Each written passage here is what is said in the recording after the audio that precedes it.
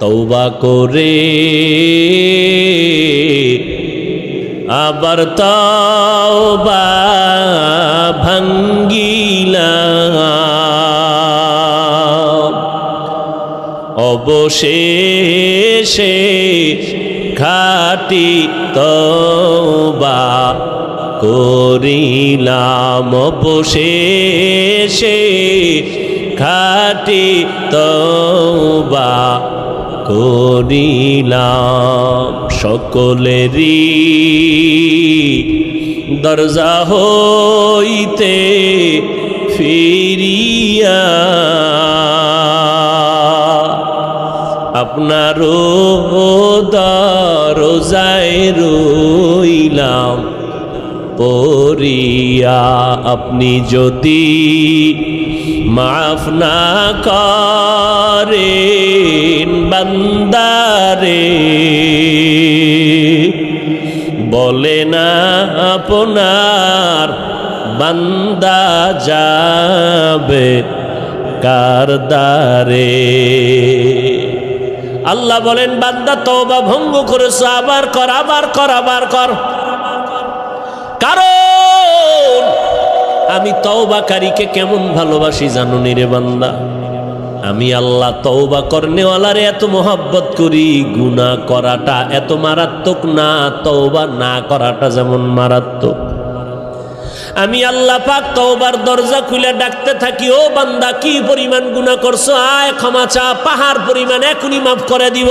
কারণ এটা আমার স্পেশাল পাওয়ার। আমি আল্লাহ তোরে এতটাই মোহাব্বত করি, তওবা করবি। আমি আল্লাহর মোহাব্বত নিয়া জাহান্নামের ভয়, 2 ফোঁটা চোখের পানি ছেড়ে যদি তওবা করো, চোখের পানিটা গালের নিচে যাওয়ার আগে সব গুনাহগুলো মাফ করে দিব। ও আল্লাহর বান্দা, যুবক ভাইরা, বৃদ্ধ বাবাজিরা, পর্দার আড়ালের মা বোনেরা, আজ আমরা টুপি মাথায় দিলাম, আল্লাহকে দেখি নাই, নবীরে দেখি নাই, কোরআন পড়ে দেখলাম, হাদিস পড়ে দেখলাম, আজও পর্যন্ত কোরআনের একটা ভুল কেউ বের করতে পারে নাই, পারলো নি। বরং বহু বেঈমান কোরআনের ভুল বের করতে গিয়া নিজেরা কালেমা পড়ে মুসলমান হয়ে গেল। ও যুবক আল্লাহর গোলাম, আজকে চোখের সামনে তাকাইয়া যদি দেখো আমরা নবীর তরিকা মতো চলতে গিয়া না খাইয়া কেউ মরে যাই নাই। এত মহামারী করোনা গেল, কতজনার চাকরি নাই, কতজনার ব্যবসা নাই, কিন্তু কোনো কোরআনওয়ালা না খাইয়া মরে না। কাদের কুদরত দারি বার কামাল, আন্তা রব্বি আন্তা হাসবি জুল জালাল, তুহি কাদের জলিলুল্লাহ জাহাদার, মহর হালে তুহি মেরা নেগাহদার। আল্লাহ পাক রব্বুল আলামিন বলেন, এই কোরআনে কোনো ভুল নাই, চ্যালেঞ্জ দিয়ে দিলাম। ও যুবক, আজকে তুমি মনে মনে ভাবতেছো টুপি মাথায় দিলে মাথা গরম, দাড়ি লম্বা করলে যৌবনের ভাব চলে যাবে। ও আল্লাহর গোলাম, এত চিন্তা তো আমগো মাথায়ও ছিল। টুপি মাথায় দিলে মনে হয় স্বাধীনতা থাকবে না, না খাইয়া মরব না। ও যুবক ভাই, আপনারা যারা নামাজ পড়েন না, দাড়ি রাখেন না, পর্দা করেন না, হালাল খান না, নবীর তরিকা মানেন না, আপনারাও 3 বেলা খান, আমরা কোরআনওয়ালারাও 3 বেলা খাই, নাকি না খাইয়া থাকি? আপনারাও ঘুমান, আমরাও ঘুমাই, আপনারাও ব্যবসা করেন, আমরাও ব্যবসা করি, আপনারাও চাকরি করেন, আমরাও চাকরি করি, আপনারাও দেশ বিদেশ সফর করেন, আমরাও। আমরা টুপি আর দাড়ির কারণে ঠগলাম কই? হ্যাঁ, বরং সম্মান তো আলহামদুলিল্লাহ 1000 কোটি গুণ আপনাদের তুলনায় কোরআনওয়ালাদের বেশি না কম? চেয়ারম্যান সাহেব দেখলেই সালামু আলাইকুম হুজুর দোয়া করবেন। নির্বাচনের আগে ইমাম খতিব সাহেবের কাছে গিয়া কয় হুজুর দোয়া করবেন, নির্বাচনে দাঁড়াইলাম। এমপি সাহেব দেখা হইলে দোয়া করবেন, সালামু আলাইকুম। মন্ত্রী মহোদয় দেখা হলে হুজুর দোয়া করবেন। এইভাবে অসুস্থ রোগী হসপিটালে কান্না করে, সন্তানেরা দৌড়ায় হুজুর দোয়া করবেন। 1 খতম কোরআন পড়েন। ও আল্লাহর বান্দারা, আজকে ধুলা দিয়া চোখের মধ্যে বাজে কথা বলে, হুজুরেরা ভিক্ষা করে খায়, খোদার কসম হুজুরেরা ভিক্ষা করে খায় না, বরং মানুষের অন্তরে আল্লাহ এই পরিমাণ মোহাব্বত বাড়ায় দিলেন, মানুষগুলো কলিজা দিয়া হুজুরদের মোহাব্বত করে।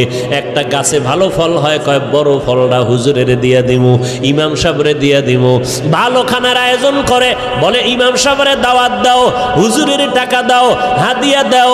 এই হুজুরের প্রতি মায়া মোহাব্বত অন্তরে বাড়াইলেন কে?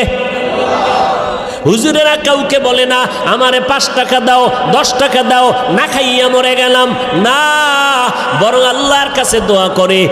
আর আল্লাহর বান্দারা টাকা নিয়ে মাদ্রাসায় গিয়ে কয় হুজুর 10টা এতিম ছেলেরে এক বেলা খানা খাওয়াইতে চাই, কি লাগবে? এই লাগবে বলে দিয়া দিলাম। আমার আম্মা জান অসুস্থ, একটু দোয়া করবেন।